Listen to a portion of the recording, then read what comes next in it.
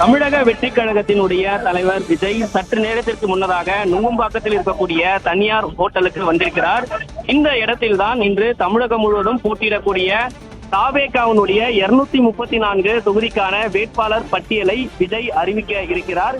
ஏற்கனவே தேர்வு செய்யப்பட்டிருக்கக்கூடிய வேட்பாளர்கள் அனைவரும் இந்த இடத்திற்கு வந்திருக்கிறார்கள்.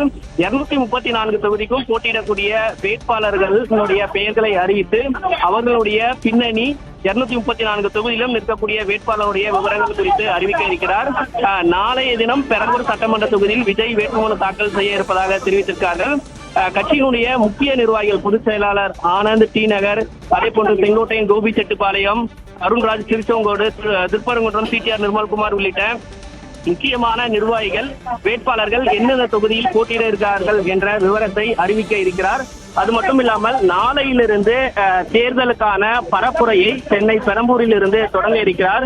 எனவே தேர்தலுக்கான பரப்புரை திட்டம், அதே போன்று 234 வேட்பாளர்களும் செய்ய இருக்கக்கூடிய பணிகள் உள்ளிட்ட விவரங்கள் குறித்து இன்று பேசுவதற்கான வாய்ப்புகள் இருக்கிறது. அதே போன்று கடந்த ஒரு 3 நாட்களாக விஜய் தமிழக தலைமை தேர்தல் அதிகாரி, காவல்துறை அதிகாரி எல்லாம் சந்தித்து வருகிறார்கள்.